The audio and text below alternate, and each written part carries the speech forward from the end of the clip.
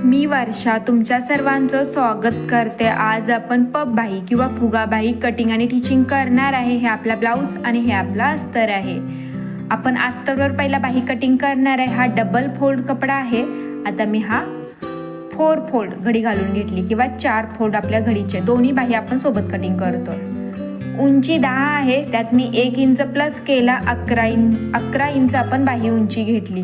तुम्हासनी इथं ज्या मापाचं तुम्ही बाही कटिंग करणार आहे ती उंची घ्यायची आहे। आणि 3.5 इंच मुंढा उतार घेते आणि बाही रुंदी 8 इंच मी घेतले।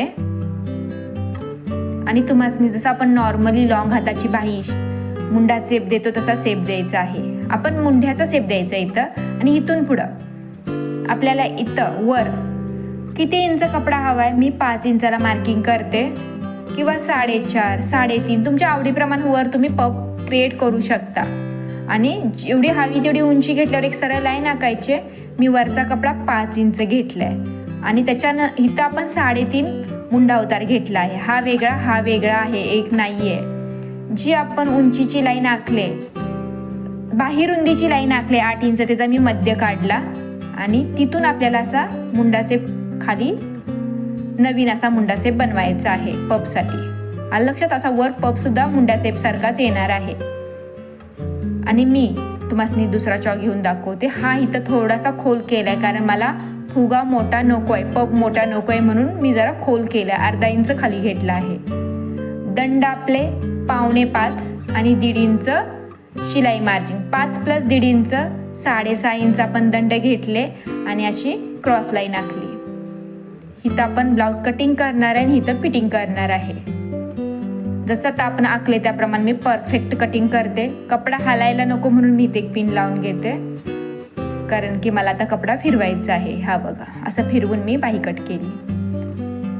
आपली बाही कटिंग जशी मी आखले त्याप्रमाणे मी परफेक्ट कटिंग करून घेतले। आता आपल्याला जिथं आपण उंचीची लाईन आखली होती आडवी, तिथं एक कट टाकून घेतला। इथून वर आपण चुन्या देणार आहे। आणि तुम्हासनी अजून पण पब मी जेवढा तर तुम्ही घातलेला बाही बघितली एवढा नको असेल तर तुम्ही इथं नवीन मुंडा शेप पुढचा सुद्धा कट करू शकता। मी नाही करणार आहे, मी आहे अशीच कटिंग करून घेणार आहे। आपला हा ब्लाऊज पीस आहे। मी ब्लाऊज पीस पण डबल एकत्र व्यवस्थित पिना लावून घेतल्या।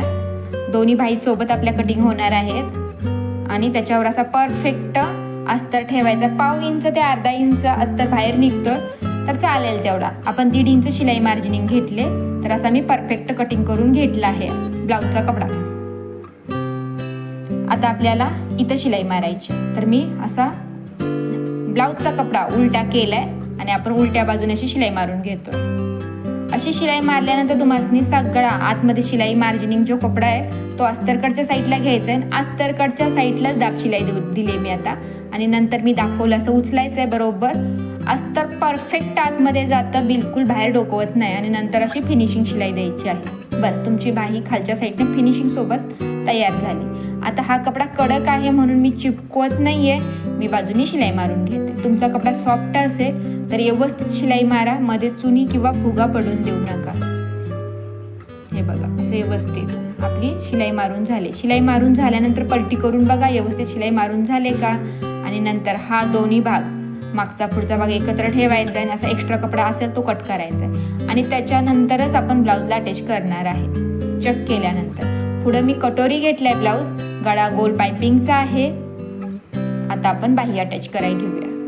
आपल्या बाहीला काय आपण पुढचा मागचा मुंडा शेप कट केला नाहीये, तर आपण हे बघा, आपण अस्तरला असे कट टाकले होते पण ब्लाऊजला नाही टाकले। तर आता आपण असं ब्लाऊजला अस्तरला दोन्हीला परत एकदा कट टाकून घेऊ, म्हणजे आपल्याला शिवायला परफेक्ट समजेल। नॉर्मली जशी आपण स्लीव अटॅच करतो तशीच आपल्याला करायची आहे। आणि जिथं चुनी टाकले तिथं मी अशी, हे बघा, इथं मी चुनीचे डायरेक्शन वर घेतलंय, तर इथं तुमच्या आवडीवर आहे। मला पब छोटा हवाय म्हणून मी आता इथं मी डायरेक्शन वर घेते, पण ब्लाऊजवर ते उलट दिसणार आहे। तर हा चेक करायचा लावताना, पहिली चुनी पकडली की चेक करायचंय। माझ्या तिथं 3 मोठ्या चुन्या बसलेत आणि ही छोटीशी 4थी चुनी घेतली। आणि आपण जो मध्ये कट टाकला होता तो बरोबर कटला कट जोडलाय, शोल्डरला अटॅच झाला आहे।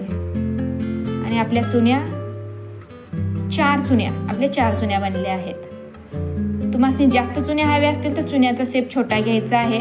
आणि हा बघा डायरेक्शन आता मगाशी आपण असं घेतलं होतं, आता मी त्याच्याकडेच तोंड करून चुन्यांचं डायरेक्शन लक्ष देऊन बघा आणि सेम प्रोसिजर करा. विरुद्ध डायरेक्शन मी नाही, समोरासमोर डायरेक्शन घेतलंय चुन्यांचं, विरुद्ध नाही घेतलंय. आणि ही लास्टची चुनी, चौथी चुनी मी अशी पकडले, तिला पिन लावले, पण चुनी वर शिलाई मारायची मी असा कपडा चक करते, तर कपडा थोडा जास्त आहे तर चुनी जरा मोठी पकडते, म्हणजे आपल्याला कपडा बरोबर पुरणार आहे. हे बघा अशी छोट्या छोट्या गोष्टी आहेत, छोट्या छोट्या टिप्स आहेत, त्यामुळे तुम्हाला पटकन ब्लाऊज शिवून होईल, वेळ नाही लागणार. खोला, परत करा. हे बघा हे डायरेक्शन उलट आहे, तुमच्या आवडीवर याचं उलटा ठेवायचं की सरळ ठेवायचं डायरेक्शन. हे बघा हा उलटा झाला आणि असा तुमचा वर डायरेक्शन झाला असता तर तो पब मोठा पडला असता, हा पब जरा छोटा होईल. आपली बाही ब्लाऊजला अटॅच करून झाली आहे. आता मी पहिला त्याला अशी सरळ ब्लाऊज ठेवून एक शिलाई मारून घेते. ही कायमची प्रोसिजर आहे, मी कायम असाच ब्लाऊज फिटिंग करते आणि नंतर उलटा करून एक शिलाई मारतो आपण. म्हणजे तुम्हाला बाही कशी बनली आता एकदा मी ओपन करून दाखवते. तर ही माझी पद्धत कशी वाटली, व्हिडिओ आवडला तर लाईक करा, शेअर करा आणि वर्षा टेलर या चॅनेलला सबस्क्राईब करा. हे बघा अशी आपल्या चुन्या परफेक्ट प्लेटा पडणार आहेत. तर मला कमेंट नक्की करा, ही माझी पद्धत कशी वाटली मला सांगा. आणि आता आपण ब्लाऊज फिटिंग करून दाखवते. आपण ज्या पद्धतीने बाही कटिंग करतो किंवा आपण ज्या पद्धतीने ब्लाऊज कटिंग करतो ते शिलाई मार्जिनिंग बरोबर 1-1 इंच कमरेला, छातीला आणि दंडाला राहिलं आहे. आणि काकेमध्ये लाईनी सुद्धा जोडल्या गेल्या आहेत. आपली बाही तयार आहे